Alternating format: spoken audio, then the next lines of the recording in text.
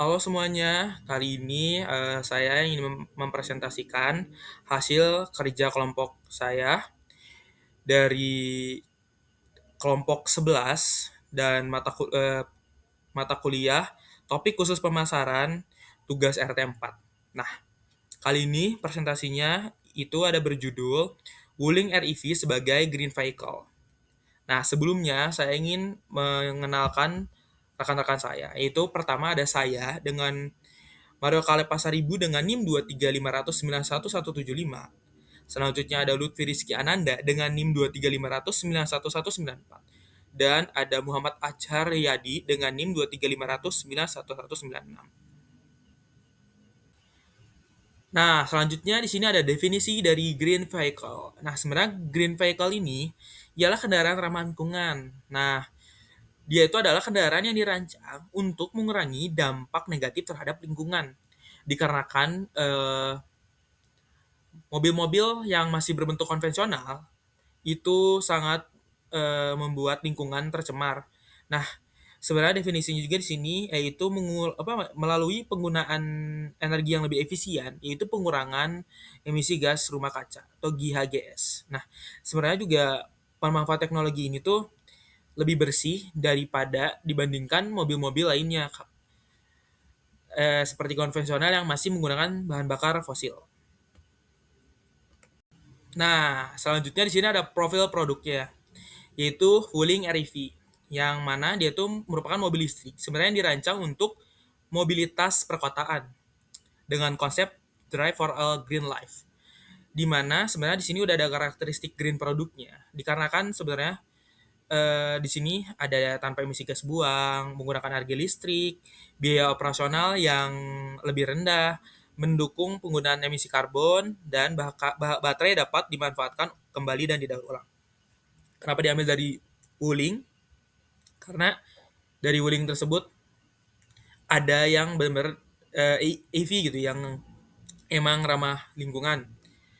Dan di sini juga ada sebenarnya ada tantangan yang dihadapi. Karena tantangan dari dua sih, ada internal dan eksternal. Di internalnya ini sebenarnya kapasitas kendaraannya tuh masih terbatas, masih tergolong terbatas. Terus persepsinya juga hanya cocok untuk penggunaan dalam kota. Untuk yang saya bisa lihat juga, untuk orang yang mobilitasnya cepat atau butuh keluar kota secara secara cepat fleksibel, itu masih kurang worth it atau belum memadai lah. Terus kan ada eksternalnya juga di sini, harga masih lebih tinggi dibandingkan mobil bensin. Betul, sangat berbeda. Dan infrastrukturnya yang mana untuk tempat charging stationnya juga belum merata. Terus masih banyaknya masyarakat juga yang sebenarnya belum memahami gitu manfaat EV itu apa. Belum sepenuhnya mereka memahami untuk kedepannya manfaat-manfaat yang sebenarnya jauh lebih banyak di mobil-mobil listrik karena sangat mengurangi gas, terus juga sangat untuk di kota tuh pas gitu, nggak yang sampai membuat lingkungan jadi pengap atau jadi ya tidak nyaman lah. Nah, selanjutnya di sini ada what we did.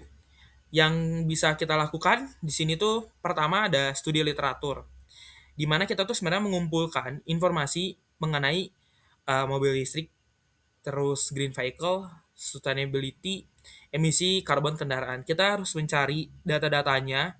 Yang pertama yang kita lakukan untuk kita tahu. Nah, analisis produknya itu kita tuh menganalisis dari pertama dampak lingkungannya.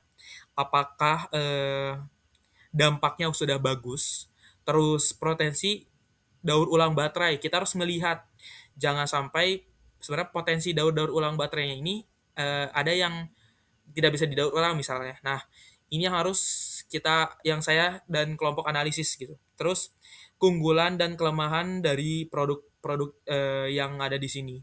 Nah, terus dari benchmarknya juga kita tuh sebenarnya membandingkan Wuling REV dengan mobil bensin, hybrid, dan mobil listrik lainnya. Nah, yang selanjutnya penyusunan green marketing strategi, yaitu ada merancang strategi dari green product, green price, green place, dan green promotion yang akan dijelaskan oleh rekan saya nanti. Nah, selanjutnya di sini ada type of electric vehicle atau beberapa tipe mobil listrik. Ada yang menggunakan ada BEV, yaitu battery electric vehicle, yang mana sebenarnya BEV itu kendaraan yang sepenuhnya menggunakan tenaga listrik. Terus juga dia tuh disimpan dalam baterai sebagai sumber energi utamanya, terus tidak memiliki mesin bensin maupun diesel. Terus juga baterai yang diisi ulang melalui sumber listrik, charging station atau charging umum. Ada plug-in hybrid, itu mobil kendaraan yang mengandung mengambungkan mobil listrik dan mobil bensin. Sebenarnya memiliki baterai yang dapat diisi ulang, namun sumber listriknya cuma eksternal karena kendaraannya juga berpotensi menggunakan listrik, bensin, atau kombinasi dari keduanya. Nah, di sini ada hybrid. Nah, kalau hybrid adalah kendaraan yang menggunakan kombinasi mesin, bensin, dan motor listrik untuk bakar si tenaganya, yaitu meningkatkan efisiensi bahan bakar. Nah, baterainya tidak perlu diisi ulang karena dari luar udah diisi secara otomatis melalui mesin dan sistem pengereman regeneratif. Nah, selanjutnya di sini ada insight product sustainability. Dan ada diagram emisi karbon kendaraan dari yang tadi kita lihat. Nah, sebelumnya di sini ada lingkungan yang mana sebenarnya insight yang kita dapat itu tidak menghasilkan emisi gas buang saat digunakan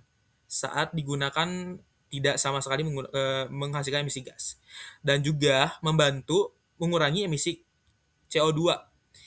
Ya, sudah lumayan bagus untuk lingkungan yang kita sudah analisis dan mengurangi polusi udara perkotaan. Bisa dilihat kita kota-kota mungkin jadi lebih bersih ya, tidak terlalu panas dan pengap karena zat beracun yang dikeluarkan kalau menggunakan mobil listrik. Terus ekonominya juga untuk segmen ekonomi insight yang kita dapat, biaya pengisian dayanya ini sangat-sangat murah dibandingkan bensin.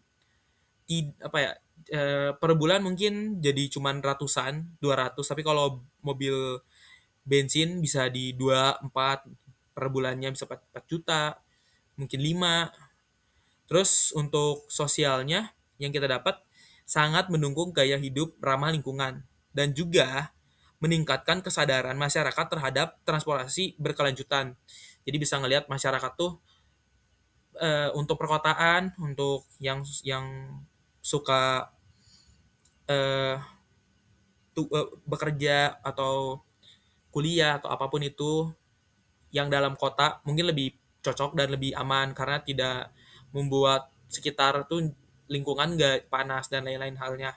Nah, di sini tuh sebenarnya ada diagram emisi karbon kendaraannya, yang mana untuk sebelumnya tadi sudah dilihat perbedaannya.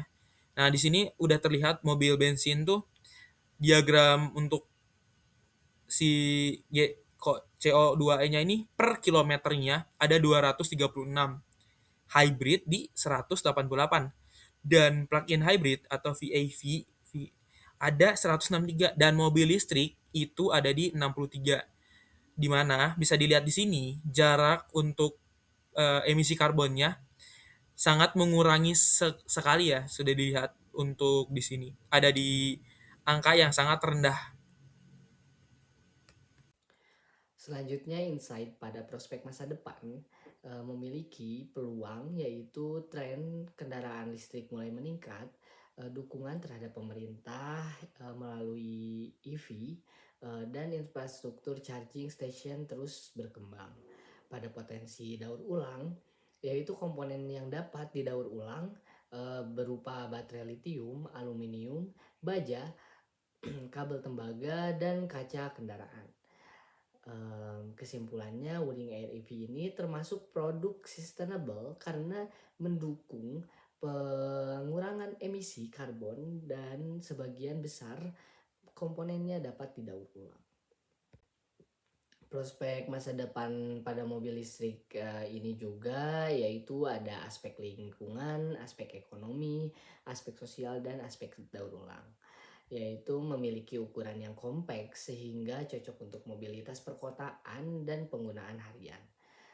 Biaya operasional lebih hemat, dibandingkan mobil berbahan bakar bensin, mendukung program pemerintah Indonesia dalam pencapaian penggunaan kendaraan listrik. Infrastruktur SPKLU terus meningkat dan bertambah sehingga memudahkan pengguna. Harga relatif lebih terjangkau dibandingkan banyak mobil listrik lainnya di Indonesia. Cocok untuk generasi muda, generasi kecil, dan pekerja perkotaan yang membutuhkan kendaraan ramah lingkungan.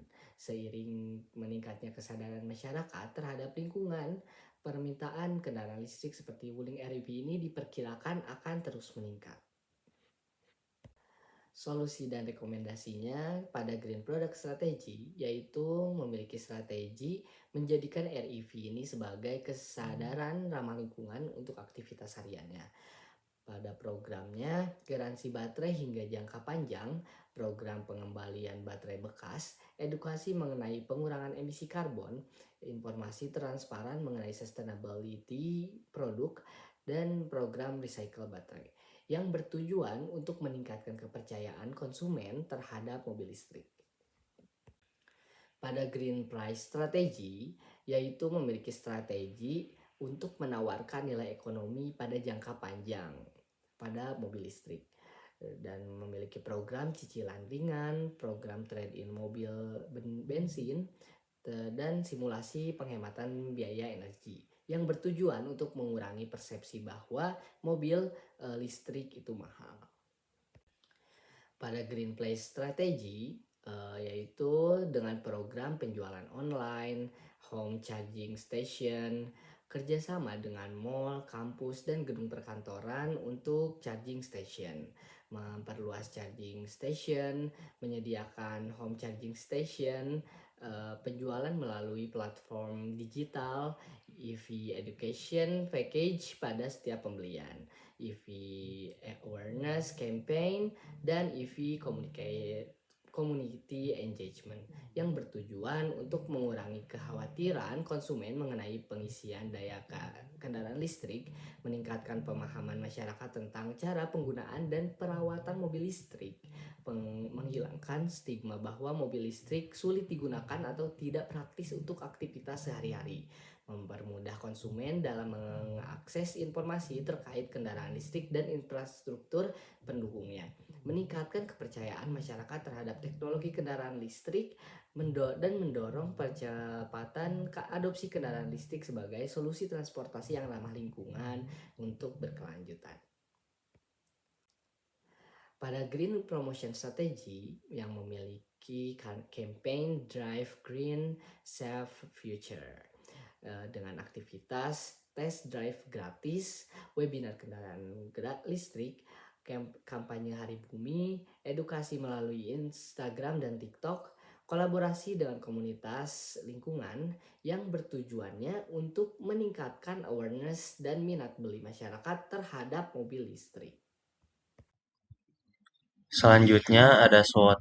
Pertama ada Strange, ramah lingkungan dan menghasilkan emisi karbon lebih rendah, biaya operasi lebih hemat dibanding mobil bensin, biaya perawatan lebih rendah, efisiensi energi lebih tinggi, dan mendukung program transportasi berkelanjutan.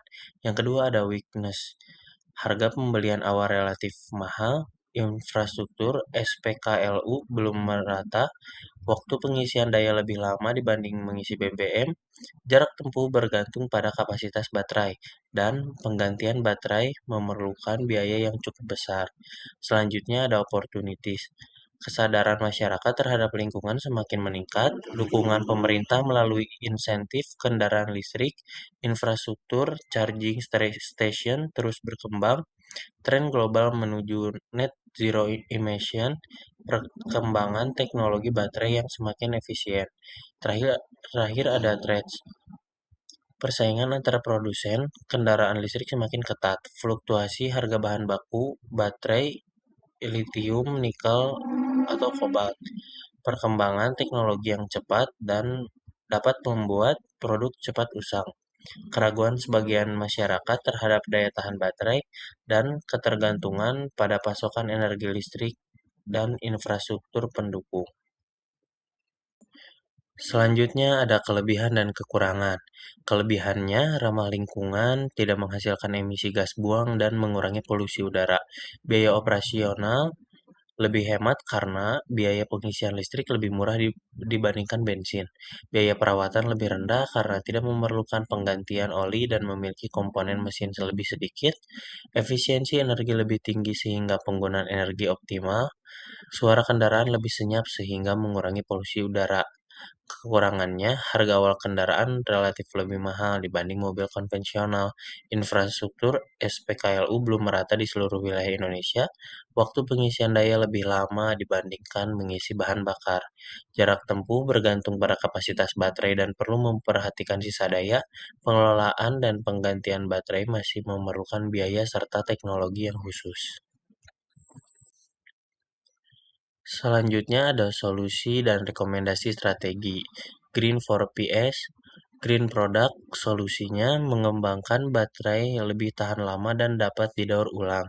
Rekomendasinya menyediakan program pengembalian baterai bekas atau baterai recycling dan meningkatkan penggunaan material ramah lingkungan pada kendaraan.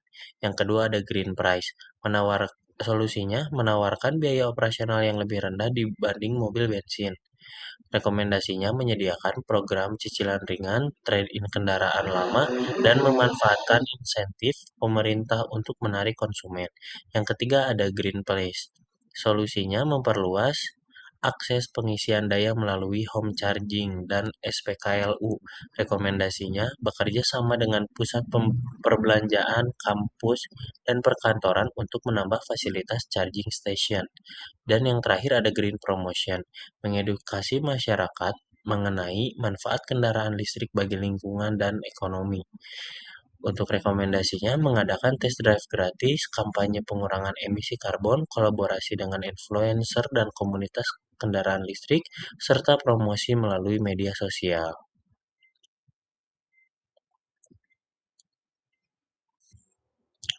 Selanjutnya, solusi dan rekomendasi strategi. Yang pertama, baterai mobil listrik tidak langsung menjadi limbah setelah masa pakainya habis. Selanjutnya, material utama baterai seperti litium, nikel, kobalt, tembaga, dan aluminium dapat didaur ulang. Selanjutnya, material hasil daur ulang dapat digunakan kembali untuk membuat baterai baru. Selanjutnya, baterai bekas masih dapat dimanfaatkan sebagai second life battery untuk penyimpanan energi rumah tangga atau industri. Selanjutnya, teknologi daur ulang modern mampu memulihkan sebagian besar material berharga dari baterai bekas. Selanjutnya, inovasi terbaru memungkinkan baterai diregenerasi hingga mendekati kapasitas awal tanpa harus diganti sepenuhnya. Selanjutnya, daur ulang baterai membantu mengurangi limbah elektronik dan kebutuhan penambangan bahan baku baru. Dan yang terakhir, mendukung konsep sirkular ekonomi atau ekonomi sirkular dan keberlanjutan lingkungan.